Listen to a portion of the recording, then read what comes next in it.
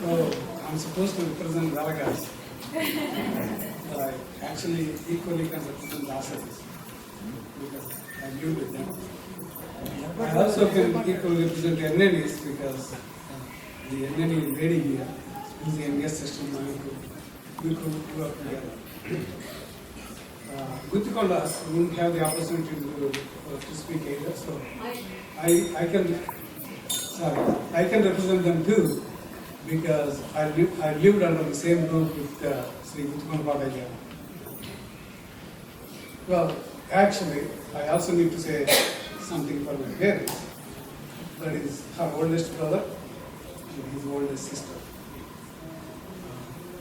They are probably the closest to Maya and Papa. I almost missed this function. Today I'm thrilled to be here.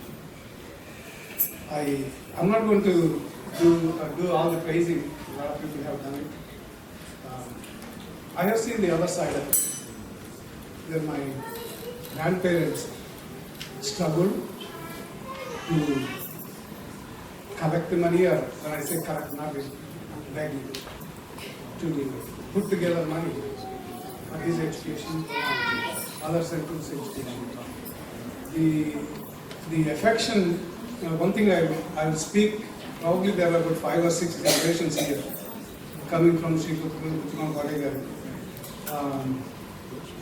I can represent all of them to say,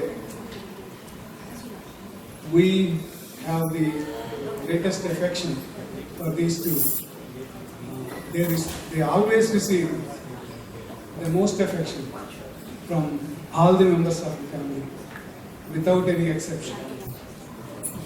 And of course, I'm on the receiving end of the maximum affection from my uncle and my aunt.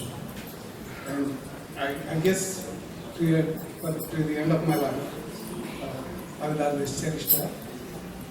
And I'm sure I'll be seeing them. But one thing before I end this, I want actually something to say to my uncle. So it's time. Actually, we've been pushing him to retire for a while now. That is his children and our extended family members. I want him to do something. I want him to take care of my aunt.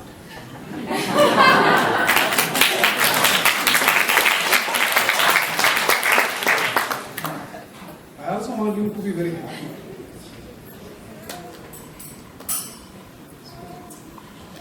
And to be content. Thank you.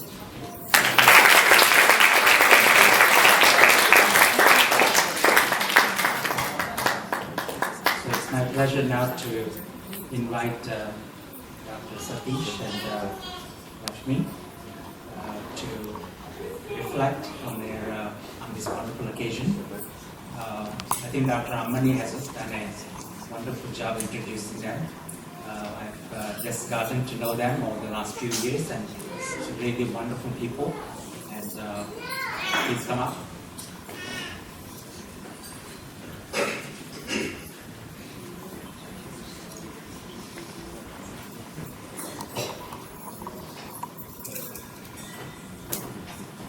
Well, the main thing I want to say is I'm really relieved that my father's retiring, because I was afraid I might retire before he did.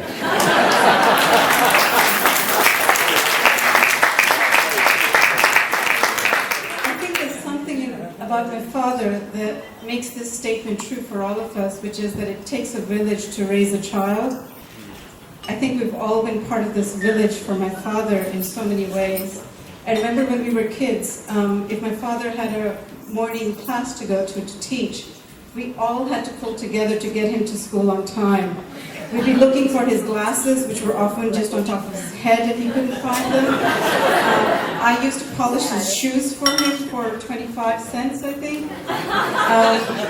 He would try to take the bicycle to get to school faster, and he would say, "Why isn't the bike moving?" And when he had locked it, and so we'd have to unlock it and we'd get him on the way to get into his class. So I think now, thank you all. You've all been some part of this village that has helped my father make his journey this far. But our greatest challenge lies ahead, I think, because retirement is not going to be easy. I have a few projects in mind for him. All those cooking shows that he's watched, I'd like him to come try one or two of them, tutor his grandkids, a number of things. But I think it's still going to take a village to help him through his retirement, and I'm sure we'll all be there. Thank you all for coming.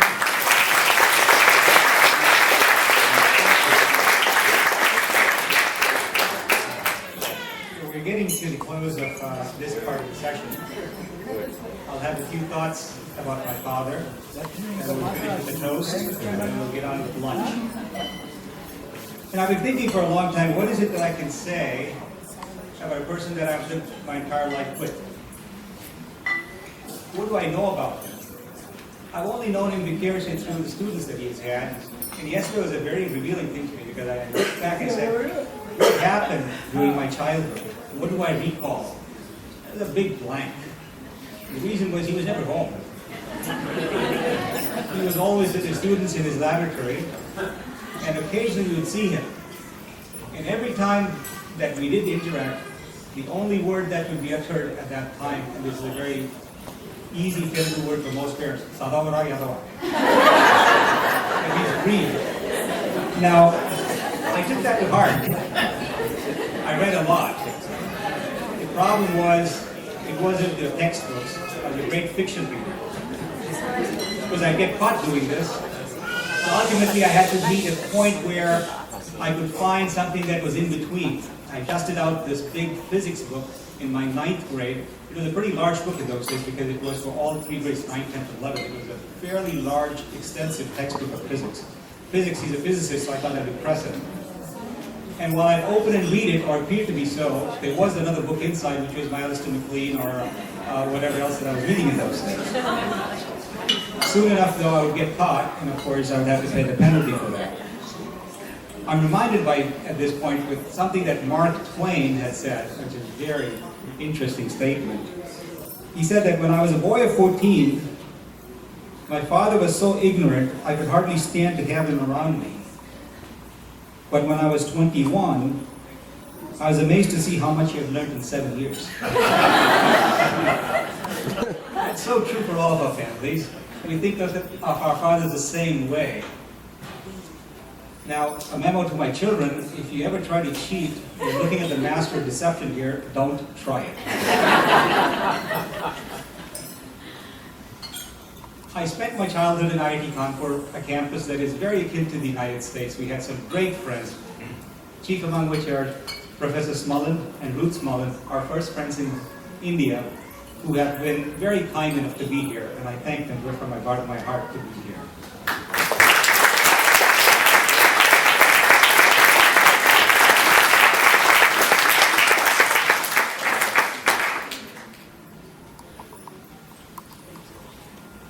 My father expected and hoped that I would follow in his footsteps. He was hoping that I would be a scientist, a physicist, or an engineer. There was a hitch in that too. When 2 + 2 = 5 in my brain, I knew I wouldn't make a good engineer. Imagine me with Shivram or somebody trying to make the NASA program. Houston, we have a problem, would have a different meaning. Well, I went on to become a physician, which is what I had decided to do since I had no inkling towards mathematics, which my sister, unfortunately, not fortunately, she actually had all of the brains in the family. She had all the mathematic brains that one could have asked for. She, of course, went on to be an IIT Kanpur student, which she then left, but nonetheless, she made it to IIT, which my dad would have appreciated me doing something like that. And when I came to this country in 1982, I was a young man. I reflect back at all the things that have happened up to that point. He made it possible for me to come to this country. If it was not for him, I wouldn't be here. And that was a dream of mine. Ever since I was a child and I was here and I had met all my American friends, I always wanted to get back to the United States. This is one of the greatest countries in the world. There's no question about it. And we're all very proud to be here today.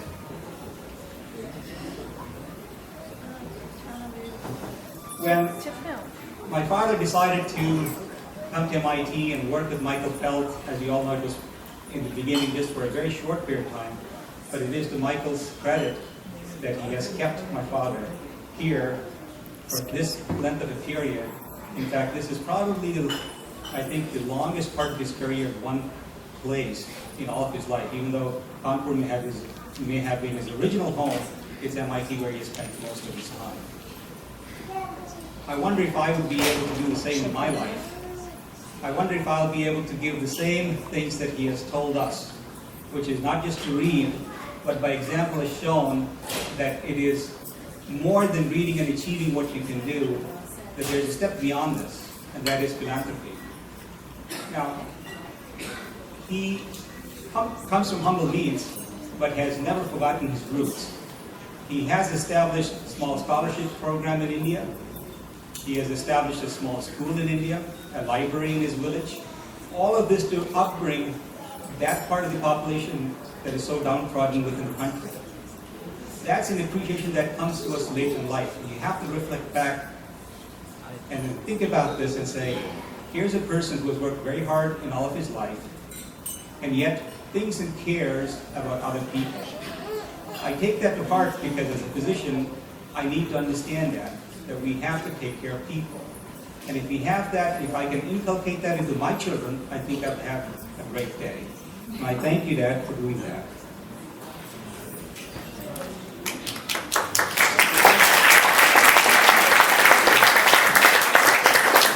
Since he'll be retiring down in my backyard, I think he's very well known not just for his research, but also, as we learned yesterday, his many snoozes. So I think he'll have plenty of time to snooze around in our place down home in Indiana.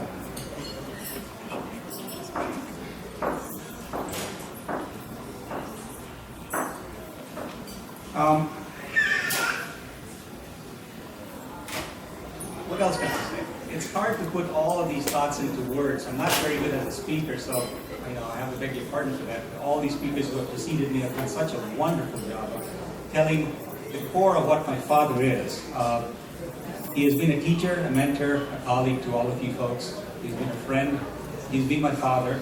He's been a figure that's been available to us through thick and thin. He's guided us all this way. And I'm so happy to see him celebrate his 75th birthday with his friends here in Boston. I thank you all very much for coming here, and I deeply appreciate this. Thank you.